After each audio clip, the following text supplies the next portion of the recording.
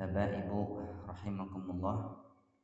Alhamdulillah pada kesempatan Ahad pagi ini pada subuh, tentunya setelah kita membaca wirid pagi, kita masih dapat eh, melaksanakan atau melanjutkan kajian ya taklim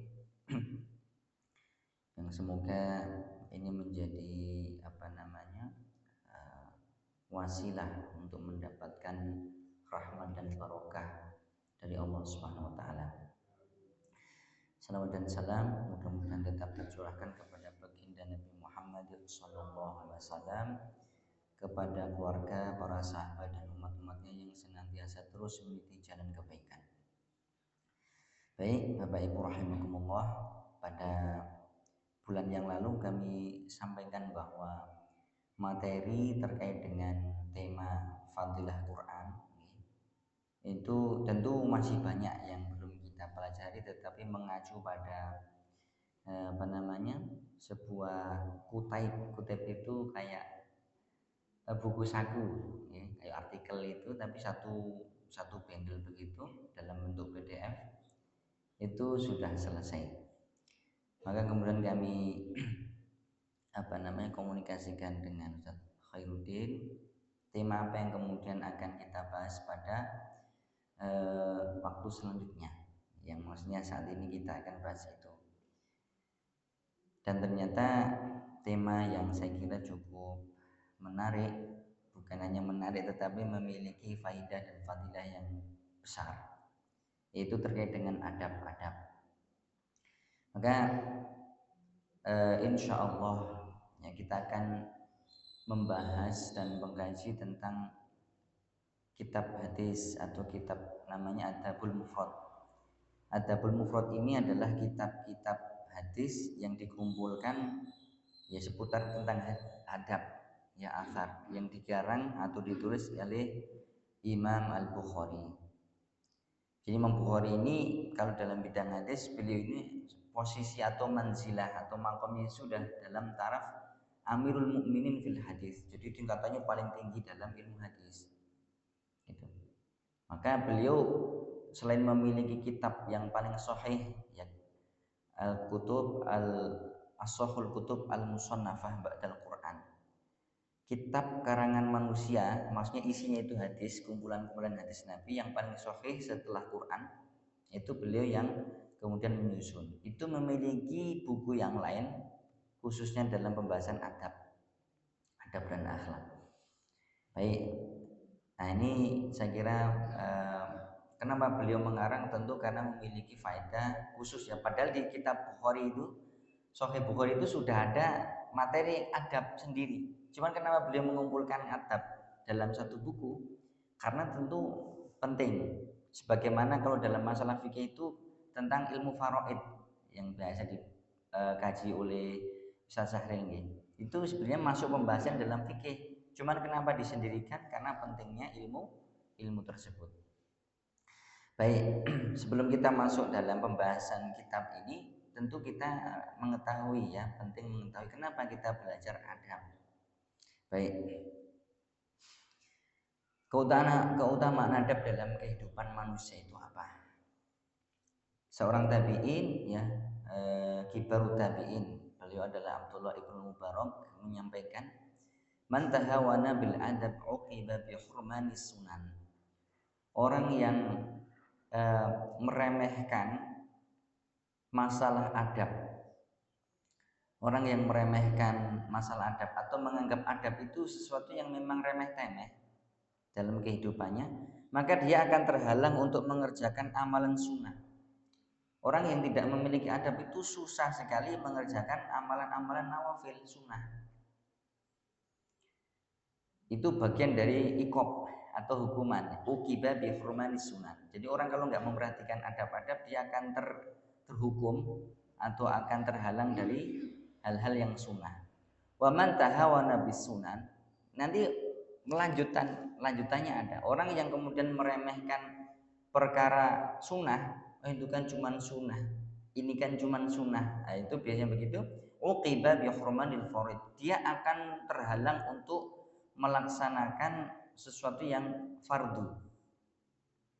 Jadi sesuatu yang fardu dia akan susah untuk kemudian dia kerjakan. Kenapa? Berawal dari tadi meremehkan adab. Kalau sudah meremehkan adab akan meremehkan hal-hal yang sunnah. Kalau sudah meremehkan hal-hal yang sunnah, hal-hal yang fardu akan diremehkan. Yang wajib-wajib akan diremehkan. Wa man tahawana bil faraidi uqiba bi hurmanil ma'rifah. Kalau orang itu sudah meremehkan sesuatu yang wajib bagi dia, yang fardu-fardu kok diremehkan, dia akan terhalang dari apa? Mengenal Allah. Susah untuk mengenal Allah. Ya, maka Bapak Ibu rahimakumullah, jamaah kajian rahimakumullah. Jadi berawal dari tadi ya perkataan kibarut tabi'in, ya senior tabi'in. Jadi tabi'in itu yang hidup setelah generasi sahabat. Itu mengatakan begitu terkait dengan pentingnya adab. Kemudian lebih lanjut lagi beliau mengatakan kepada murid-muridnya, nahnu ila qalili minal adab ahwaju minna ila katsiri minal ilmi. Adab meski sedikit, porsinya sedikit, lebih kita butuhkan ketimbang ilmu yang banyak. Itu adab. Itu menunjukkan bahwa adab itu teramat penting. Bukan kemudian ilmu nggak penting, maksudnya itu adab itu sangat penting sekali. Karena kalau nanti orang itu menuntut ilmu tanpa adab, dia nanti timpang di masyarakat, dikenal dengan ahli ilmu tapi kok adabnya tidak sesuai. Nah itu berbahaya. Atau misalnya dia penghafal Quran misalnya, sementara adab-adab dia dengan Al-Quran, adab-adab dia dengan orang tua nggak mengenal, itu berbahaya sekali. Makanya kemudian dapat mencoreng kebaikan-kebaikan yang ada dalam Islam. Itu berawal dari adab. Makanya adab itu berawal sekali, paling awal sekali. Makanya para salaf itu sebelum mereka menuntut ilmu, mereka belajar adab terlebih dahulu. Bahkan para sahabat itu sebelum anak-anaknya itu menuntut ilmu ke madrasah, ke sekolah, itu sudah tertanam adab di rumahnya. Makanya ketika mereka sekolah, itu adab sudah tertanam sehingga ilmu sudah mudah untuk masuk. Baik, itu terkait dengan adab. Maka insya Allah dengan tentunya nanti akan berlanjut terkait dengan adab-adab itu kita akan kaji. Ada kemudian tingkatan-tingkatannya adab itu. Tentu yang pertama adalah adab kita kepada Allah, setelah itu kepada Rasulullah, kemudian kepada orang tua sebagai orang atau jajaran manusia yang paling berjasa dalam kehidupan manusia setelah Rasulullah. Adab kepada kerabat, adab kepada mohon maaf suami istri, itu ada adab-adab dan etikanya. Adab kepada anak yatim dan manusia secara umum. Baik, itu saya kira mukaddimah atau pendahuluan dalam pembahasan atau materi baru setelah kemarin kita mengkaji tema tentang Al-Qur'anul Karim. Bismillah. Hadis yang pertama yang beliau susun dalam kitab Adabul Mufrad itu adalah terkait dengan kewajiban untuk berbuat baik kepada orang tua. Nah, ini mesti ada alasannya kenapa Imam Bukhari menyusun di awal pembahasan atau di awal kitabnya itu tentang birrul walidain, tentang adab seorang anak kepada orang tua. Baik, kita baca hadisnya. An Abi Amr Asy-Syaibani yaqulu hadatsana sahibu hadhihi dar. Telah meriwayatkan atau dari Abu Amr Asy-Syaibani, beliau berkata hadatsana, dia telah menceritakan kepada kami sahibu hadhihi dar, pemilik rumah ini, ya. Wa umma biyadihi ila dari Abdullah. Pemilik rumah ini sembari menunjuk rumahnya Abdullah ibnu Mas'ud. Ibnu Mas'ud ini adalah sahabat dan di kalangan para ahli ilmu. Qala, dia berkata, sa'altun Nabiya sallallahu alaihi wasallam. Saya bertanya kepada baginda Nabi sallallahu alaihi wasallam, ayyul amali ahabbu ilallahi azza wa jalla. Amalan apa yang dicintai oleh Allah wa Rasulullah? Terjemahannya. Amalan apa yang paling dicintai? Maka dari sini bukan sekedar amalan apa yang paling saya sukai, Kalau memilih sebuah amalan itu adalah memilih amalan yang paling dicintai oleh Allah karena dia bertingkat-tingkat amalan itu. Ya, ada yang paling afdol, ada yang baik, ada yang di bawahnya. Maka kita pilih yang terbaik. Dalam urusan dunia saja itu kita memilih yang terbaik. Tentu dalam urusan akhirat kita juga memilih yang terbaik. Maka dikatakan di dalam hadis itu, idza sa'altumullah fas'alillah al-firdausil a'la. Kalau kalian minta surga kepada Allah, minta surga yang paling surga yang paling tinggi itu al-firdaus. Itu menunjukkan bahwa dalam urusan akhirat saja kita disuruh milih yang paling baik. Maka termasuk amalan itu yang paling baik. Ya, khususnya nanti masuk Ramadan itu kira-kira amalan yang paling terbaik di Ramadan itu apa? Ya, kita pilih-pilih. Tentu maksudnya milih-milih itu adalah mendahulukan yang paling utama begitu. Kata Nabi, as-sholatu ala waktiha. Amalan yang terbaik itu adalah sholat pada waktunya. Tentu yang dimaksud sholat pada waktunya juga harus memperhatikan tata cara, kemudian waktunya itu. Maka bagi piantun kakung, bapak-bapak itu didahulukan. Maksudnya begitu azan itu ya segera untuk kemudian menunaikan sholat itu. Itulah adab kita kepada Allah. Jadi begitu mendengar itu semua urusan yang memang tidak maksudnya bisa ditunda gitu bisa ditunda itu maksudnya bisa ditinggalkan terlebih dahulu, maka kemudian harus menghadiri sholat itu. Jadi walaupun misalnya ba'da subuh gitu atau misalnya duhur lah duhur itu kan antara jam 12 sampai jam 3 barangkali. Walaupun di jam 2 itu masih ada waktu, lebih baik di awalnya berjamaah dengan para jamaah di kemarin di hari Rabu warkaim ar-rakiin. Maka rukuklah bersama orang-orang yang rukuk itu adalah dasar untuk bahwa sholat berjamaah itu amat ditekankan. Baik, yang pertama adalah sholat pada waktunya. Kalau sholat tidak pada waktunya, ya maksudnya sudah keluar dari misalnya duhur luar batas dari itu, maka dia masuk dalam fawailul lil musallin. Celakalah orang yang sholat, padahal sholat sudah sholat saja masih termasuk orang yang celaka. Bagaimana dengan orang yang tidak sholat? Orang sholat masih kemudian disebut celaka karena melampaui batas waktunya. Apalagi orang yang tidak sholat, tentu lebih daripada itu. Makanya sholat amalan yang terbaik ya tadi sesuai dengan yang ditanyakan oleh Abdullah ibnu Mas'ud adalah sholat pada waktunya. Kemudian Ibnu Mas'ud ini karena beliau itu adalah ahli ilmu, pengen terus muridnya Nabi. Tsumma ayun. Kemudian apalagi ya Rasulullah? Maksudnya apalagi yang bisa saya lakukan terkait dengan amalan yang terbaik itu? Qala tsumma birrul walidaini. Kemudian apa? Berbakti kepada orang tua. Setelah tadi adab kepada Allah ditunaikan, maka kemudian di bawahnya adalah birrul walidain. Maka bakti pada orang tua itu memiliki manzilah atau kedudukan yang tinggi karena disebutkan setelah hak Allah kemudian hak orang tua. Ini menunjukkan bahwa sangat penting untuk berbakti kepada orang tua. Perhatiannya itu Allah sendiri yang kemudian menyampaikan melalui lisan nabinya. Di Quran pun juga disebutkan terkait dengan urutan-urutan dalam berbakti kepada orang tua. Maksudnya setelah Allah, Rasulullah dan baru orang tua. Nah, tapi nanti kita akan masuk dalam pelajaran hadisnya di bawah. Yang kedua tadi birrul walidain atau berbakti kepada orang tua. Kemudian yang selanjutnya apa? Tsumma ayun. Kemudian apalagi qala tsumma jihadu fisabilillah. Kemudian jihad fisabilillah. Yang ketiga itu baru jihad fisabilillah. Yang mana amalan jihad itu adalah zurwatis sanam.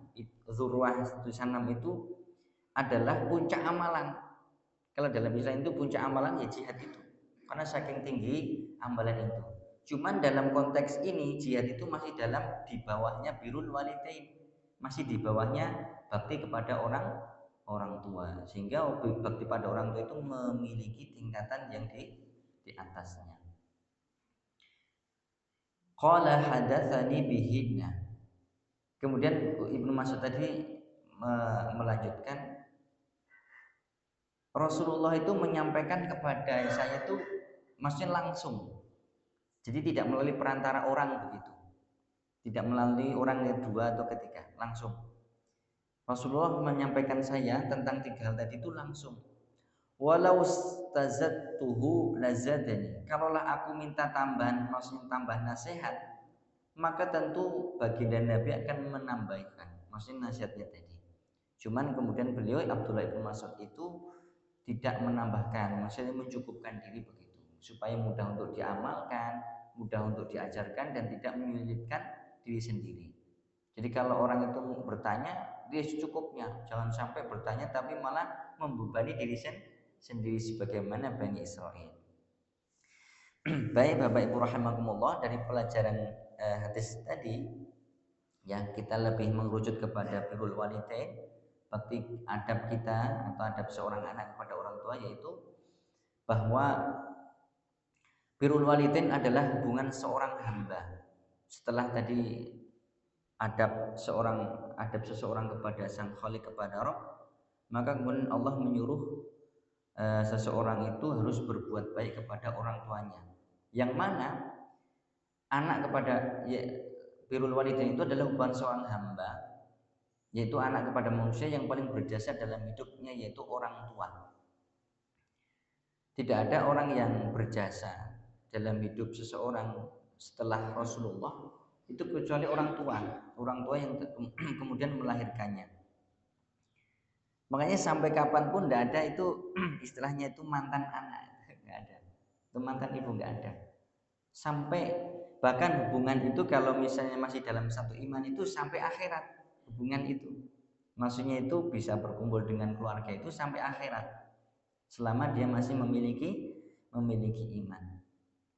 Oleh karena itu Allah sendiri dan juga Rasulnya itu sangat menekankan kembali terkait dengan akhlak-akhlak seorang anak kepada orang tuanya. Jangan berkata wala taqulahuma uff. Jangan berkata kepada keduanya itu uff. Itu kan berarti sudah didetailkan secara rinci, maksudnya itu yang paling kecil saja nggak boleh, apalagi setelah atau di atasnya itu. Makanya dipanggil oleh orang tuanya dan lain sebagainya, itu adalah bahasa-bahasa maksudnya kias. Itu saja nggak boleh, apalagi di atas itu. Baik. Yang pertama bahwa tadi hubungan antara seorang anak dengan orang tua itu tidak akan putus. Bahkan kalau masih dalam satu iman, dia akan berlanjut sampai kepada akhirat. Tentu kalau berbeda iman, berbeda akidah ya sudah terputus. Terputus ketika meninggal ya sudah terputus. Tidak boleh didoakan gitu. Kemudian pelajaran berikutnya adalah di sini mendorong untuk mengerjakan sholat pada waktunya. Itu tadi sudah disampaikan di awal bahwa hendaknya khususnya bagi laki-laki itu segera menghadiri segera mengerjakan sholat pada awal waktu ketika adzan berkumandang itu.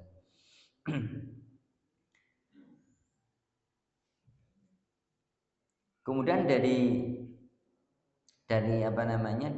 hadis tadi ini juga memberikan pelajaran bahwa amalan-amalan fardu itu menjadi wasilah untuk mendekatkan diri kepada Allah. Dari yang pertama, sholat fardu tentu yang dimaksudkan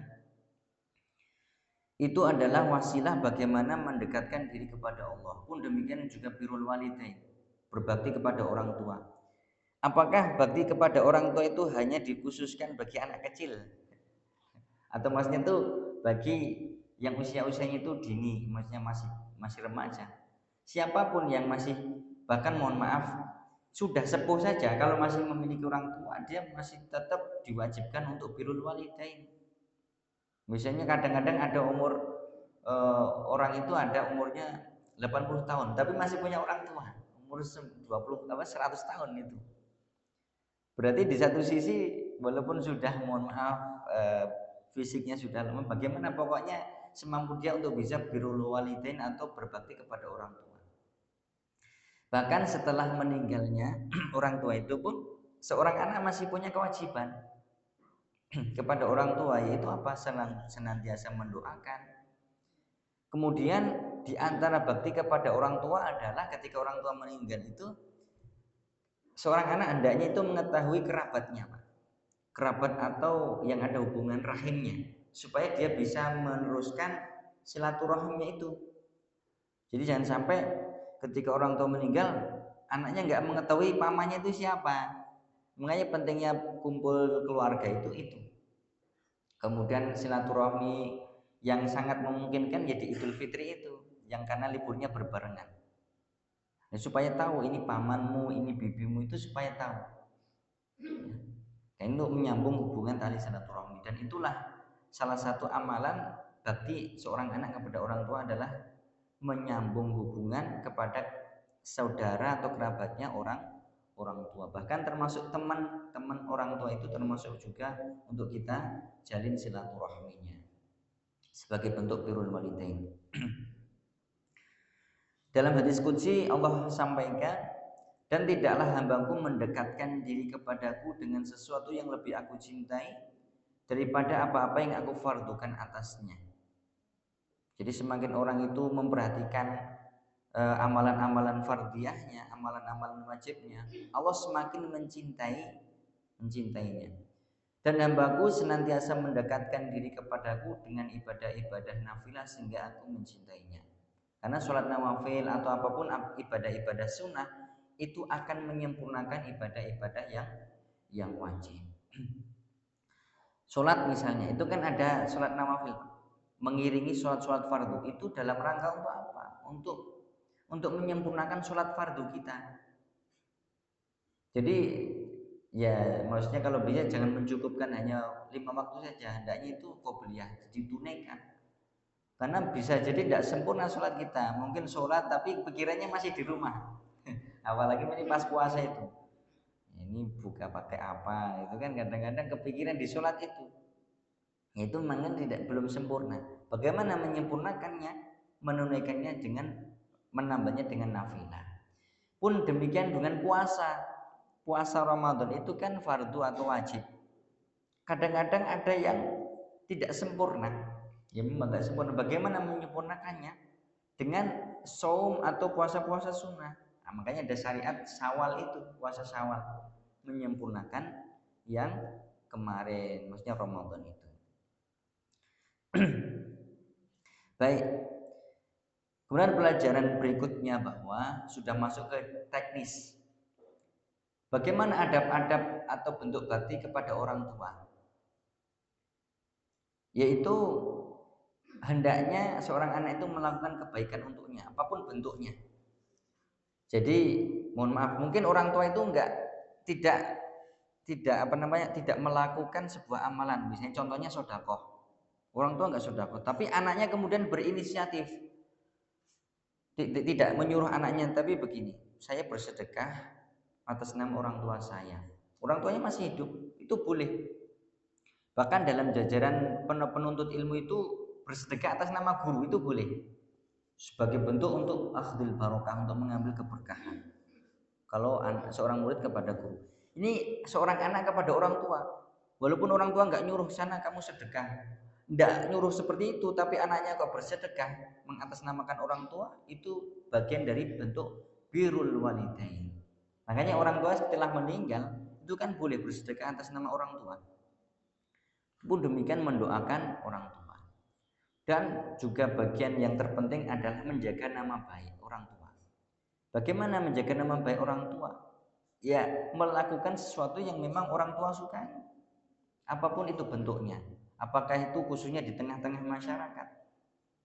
Jangan sampai justru malah mencemarkan nama baik orang tua. Orang tua sangat malu sekali.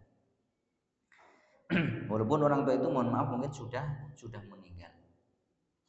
Yang selanjutnya, tidak sepantasnya anak merasa kesal dan sakit hati kepada orang tua. Maksudnya begini. Kadang namanya orang tua juga namanya manusia, kadang-kadang memiliki kekurangan, apalagi terhadap anaknya. Tetapi jangan sampai kemudian kekurangan yang dimiliki oleh orang tua itu menjadi sebab dongkolnya anak. Enggak setuju. Kadang-kadang mohon maaf, orang tua kan memang namanya manusia penuh kekurangan. Tapi ketika itu dilakukan terhadap anaknya, orang anaknya yang bagaimana caranya supaya menyabar-nyabarkan diri, mengingat bagaimana jasa orang tua. Tetapi tentu tidak semata-mata untuk menuntut bakti anak kepada orang tua. Bahkan dalam sebuah buku yang dikarang oleh Imam Ibnu Qayyim kalau tidak salah itu, orang tua nanti akan dimintai pertanggungjawabannya oleh Allah terlebih dahulu bagaimana orang tua itu mendidik anak supaya dia ini nanti bisa berbakti kepada orang tua. Itu akan dimintai dulu, bukan anak yang kemudian ditanya dulu. Jadi kenapa kamu nggak berbakti kepada orang tua? Bukan itu yang ditanya. Yang ditanya adalah orang tuanya dulu. Sudah kewajiban apa yang sudah kamu lakukan terhadap anak-anak? Itu yang ditanya dulu. Oleh karenanya ini memang walaupun seorang anak itu berkewajiban untuk berbakti kepada orang tua, tetapi orang tua memiliki kewajiban terlebih dahulu untuk mendidik seorang anak agar anak itu menjadi anak yang berbakti. Jangan cuma menuntut kamu itu berbakti kepada orang tua, nggak boleh begitu. Harus selama dia sejak lahir itu dia sudah harus memberikan pendidikan supaya anak itu betul-betul menjadi anak yang soleh. Baik, tadi ya kembali bahwa tidak sepantasnya anak itu merasa kesal, entah itu pembagian harta atau pembagian apa itu sudah pokoknya ikhlas lillahi ta'ala. Kalau warisan kan itu sudah ditentukan oleh Islam. Begitu wafat warisan sudah ditentukan. Tetapi selain warisan misalnya ada pembagian apa gitu ya pokoknya ridho saja apa yang ada di dalam hati. Ada di tidak saya sebutkan daerahnya begitu. Orang tuanya ini sukses, termasuknya sukses, sudah sepuh tapi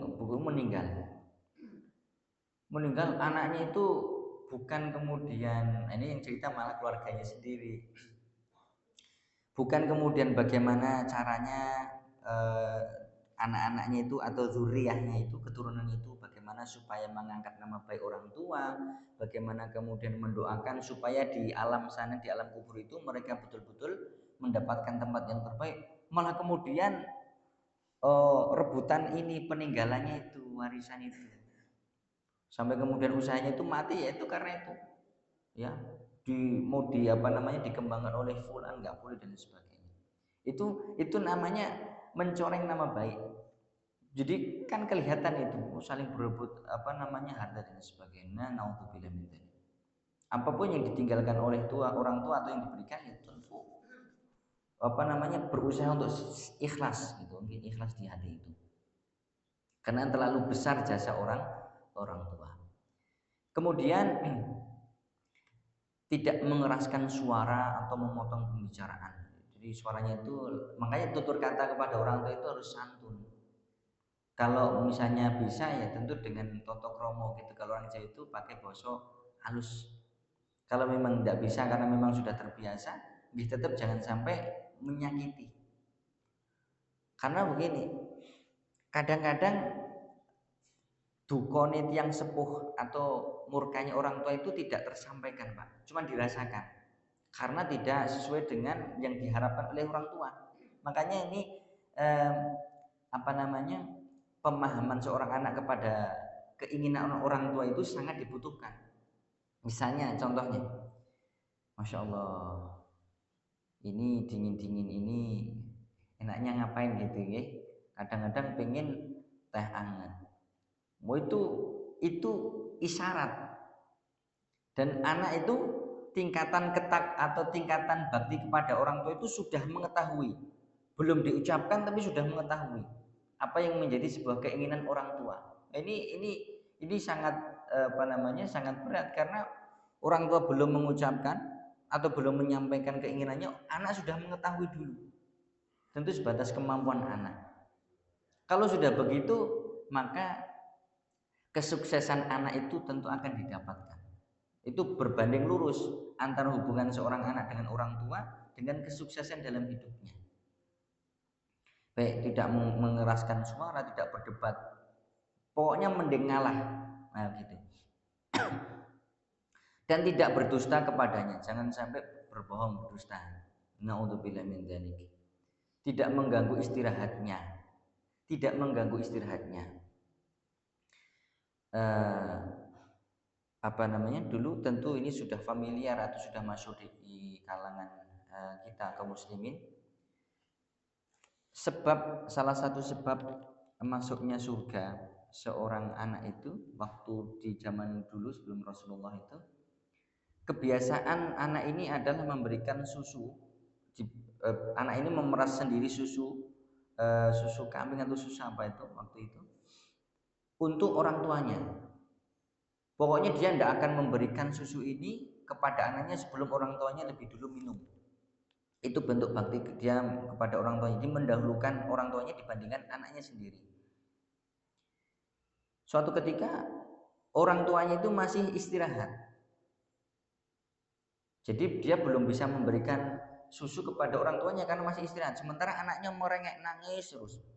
Dia tetap nggak berikan kepada anaknya sampai dia berikan kepada orang tuanya. Dan itu ketika kemudian terjadi sebuah musibah di gua itu, Allah bukakan itu karena itu bagian dari wasilah amal soleh. Makanya kita ini berwasilah dengan amal soleh boleh. Ya Allah tolonglah saya, kan udah dalam keadaan terjepit. Ya Allah tolonglah saya. Ini terus kemudian menyebutkan amal soleh yang selama ini dia lakukan itu boleh. Itu namanya berwasilah dengan amal soleh boleh. Jadi mau tidak mengganggu istirahatnya. Ya. Kecuali kalau memang maksudnya itu betul-betul terpaksa. Ya misalnya pas orang tua misalnya tertidur kok misalnya mau buka itu dibangunkan untuk buka ya boleh karena untuk dalam rangka untuk berbuka dan sebagainya. Dan selalu mendahulukan kepentingan orang tua dibandingkan dengan kepentingan yang lainnya. Makanya apapun bentuknya kalau atau hajatnya apa kok orang tua sudah kemudian menginginkan sudah cepat-cepat untuk kemudian melaksanakan apa yang diinginkan oleh orang tua. Dan yang tentu tidak tidak kalah penting adalah selalu mendoakan orang tua. Apakah orang tua itu masih hidup ataupun orang tua sudah meninggal. Wa qur rabbi warham wa qur rabbirhamhuma kama rabbayani shaghira. Itu terus. Bahkan minimal 5 kali setelah sholat fardu. Kalau kurang dari 5 kali itu masih masih dikatakan pelit. Seorang anak itu kok mendoakan orang tua kurang dari 5 kali itu masih dikatakan pelit.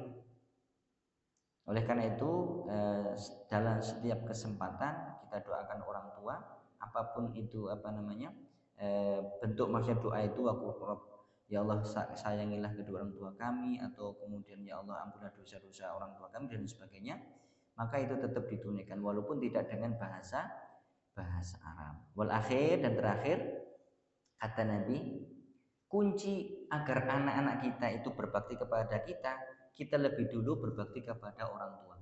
Birru abaakum tabirrukum abnaukum. Berbaktilah kepada orang tua kalian, niscaya anak-anak kalian akan berbakti kepada kalian. Jadi timbal balik begitu Bapak Ibu rahimahumullah. Jadi jangan sampai kita menuntut anak-anak kita untuk kemudian suruh berbakti kepada kita, sementara mohon maaf, ini contoh ya. Sementara kita mungkin bakti kita kepada orang tua belum maksimal. Jadi ada timbal balik begitu. Baik, saya kira itu mudah-mudahan bermanfaat dan tentu menjelang Ramadan itu hal yang paling ditekankan adalah menjaga hubungan kita dengan orang tua. Jangan sampai ketika kita masuk Ramadan masih ada sesuatu hak orang tua yang belum tertunaikan. Supaya nanti di Ramadan itu betul-betul maksimal dalam melaksanakan ibadah-ibadah di bulan Ramadan itu. Baik, saya kira itu mudah-mudahan bermanfaat. Insya Allah kita akan lanjutkan pada kesempatan yang akan datang. Kita tutup dengan bacaan kafaratul majlis. Subhanakallahumma wa bihamdika asyhadu an la ilaha illa anta astaghfiruka wa atubu ilaik. Wabillahi taufiq wal hidayah. Wassalamualaikum warahmatullahi wabarakatuh.